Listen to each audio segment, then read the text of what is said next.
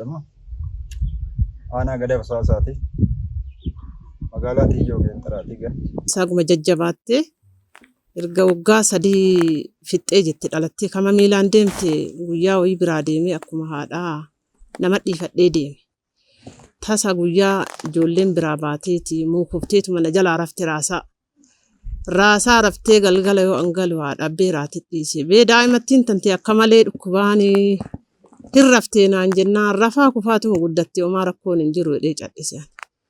Ergasii gaafa bultii 15ffaati wanni kun itti na jalaa dammaqee o'uma kanaan qabe dhaloota ofiitti waggaa 3 daa'ima shiikkoodha jechuudha. Daa'ima o'umaan qabe taqabe miiluma qabe garana deebinee garas deebinee mana yaalaa geessinee wama tokko inni isii kun jiru yoo ol fuudhu ganna deebisaa itti yoo gad deebise ammoo ol na fuudhaa itti waliin haga namaa tokko waliin cinqamaa ture amma booda waa qorsa abashaa namni qorsa abashaa wayyaa daa'ima tana waatu tuqee qorsa abashaa nuun jedha qorsa abashaa illee hodhannu daa'ima tana homaa irraan caban walumaan dararamne walumaan cinqam hin nyaattu hin dhuddu gaafa duraanii beettanii mataa isii iyyuu akkana dudda duuba achi gossee qabe mana yaalaa geessinu daa'imti bakka amma miidhamteerti yoo waan akka ittiin deemtuu kana argattee wonnaa meeshaa lafarraan deeman kana waa argatte malee yaalamatti illee homaan dandeettuu jedhan.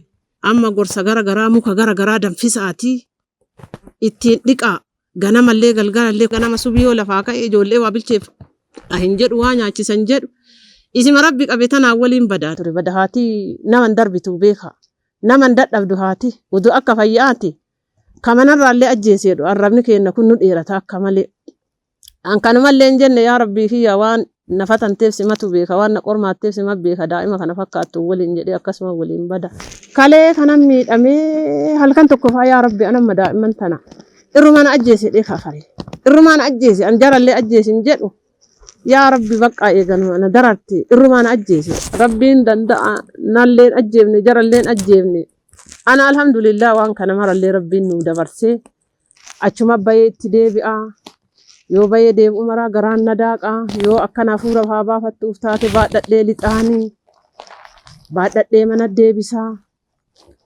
yoo biraa socho'eetiin jedhe maal ta'itti jedhaa akkasumatti uduu isii waliin badu rabbii kiyya galanni haa ga'u gaafa kaan diqqoo yaada argatte achumatti yaada argattee jennaani amma nan baadhatina akkana achi siiqee lafarruma deemeeti bobbayeeti maan ima deebi'a mee nan baadhatina isinitti ulfaadhe jette rabbii kana galanni isa haa ga'u an sanumattuu gooree ajjeeseetu hin dhossaa kam akkanattuu na bira jiraatte jedhee manuma haftee yoo namni dhufee jedhu hin dhokatiin amma namni firaa namni kunoo eessumma isii namni dhala kennaa yoo dhufe daa'imattiin sun attataati mee attataati jedhan soqanii golloo keessa itti dhaqa itti gadi hin baatu yoo akkana keessummaayee jette oluma deebitu.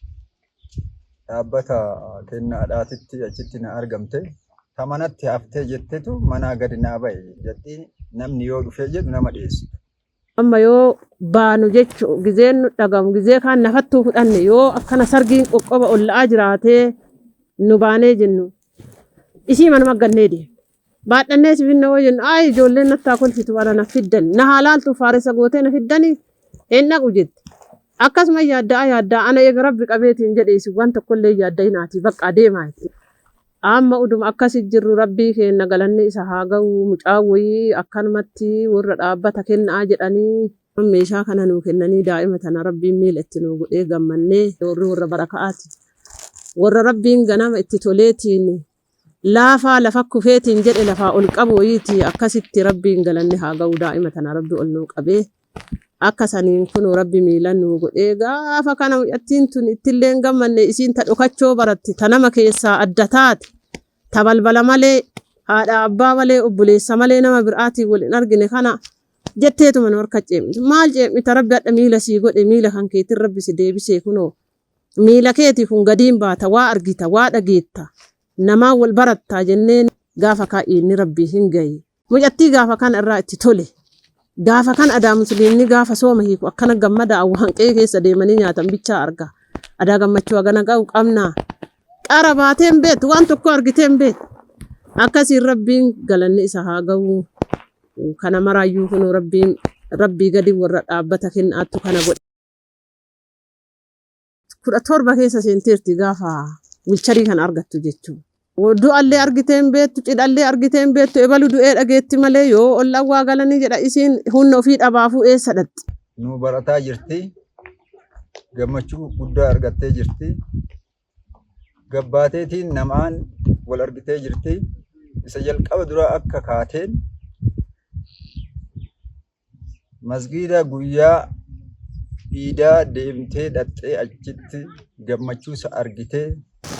Isiin illee aga dhiira dhandhe gammaddee akka malee gammaddee gammachuun guddaa itti dhagahame.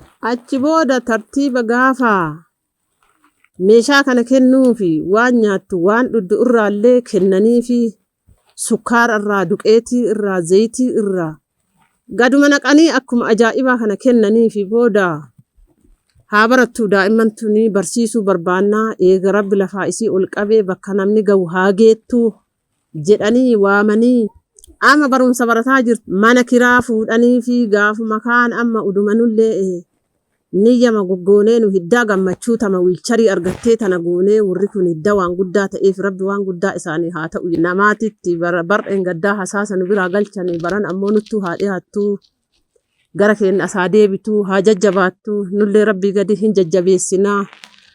Ammallee Shaashamannee haa galtu ishi waan isin jettan rabbii gadi nullee jenne maaliifuu galata isaaniitiifillee akka isaan daa'ima tana qarqaaraniifillee akkasumaan Shaashamannee galtee kun adadumaa ol siifataa jirti. Dhaabbanni kennaa daa'ima dhiisee nu hawwataa uffata nu bitanii nu gammachiisanii yoo asii achi dhandhe kiisii kenna qananiisanii akkana jirra wanni dhaabbata kennaa waan kennameellee waa himameellee dhumaatii miti rabbi jazaa isaanii haa deebi'u rabbi isaan olaa fuudhuun ganamaa galgala adada salaannu adada ol kaanee gabbaanuun du'aayima kadhataa fi giillaan amma baay'ee sababa isiitiin nu jijjiiramnee jira. Maqaan koo Giillaa Huseen jedhama. An dhalattuu aanaa Gada Basaasaati. Ergaa gabaabduu isiniif dabarsuu barbaada. Dhaabbanni kun baay'isee dhaabbata qaama miidhamtoota deeggaru waan ta'eef warra dukkana keessa jiru maallee qabatee nama hunda qabatee dukkana keessaa waan nama baasaa jiruuf dhaabbata kana baay'isaan nu jajjabeessa. Oduu danda'e anuuyyuu ka isaan nu gargaaran dhiisiiti. Oduu danda'e oduu humna qabaadhee jechuun akka isaan nu gammachiisan kana akka isaan nu gargaaran kan anuuyyuu waa achi kennee isaan gargaara jedheetiin qalbii tiyya keessa. Teenna gargaaramte amma nama hin gargaaramne oduu humna qabaadhee jechuun humna dhabaan malee humnatu natti hin jirre humna jennaan ta'uu kaa ol jedhanii gadi hin deeman tana oduu hin taane diinagdee wayii nama oolchan tana jechuun wallaahi hawwii guddaa qabaanu waan na hawwisiisaattu jira. Akka isaan immoo kayrii dalagan kanatti waan qaqqabame kana jaratu ol qabeeti waan hin argamne argattee rabbiin birattillee jiru addunyaatiif akhirattillee.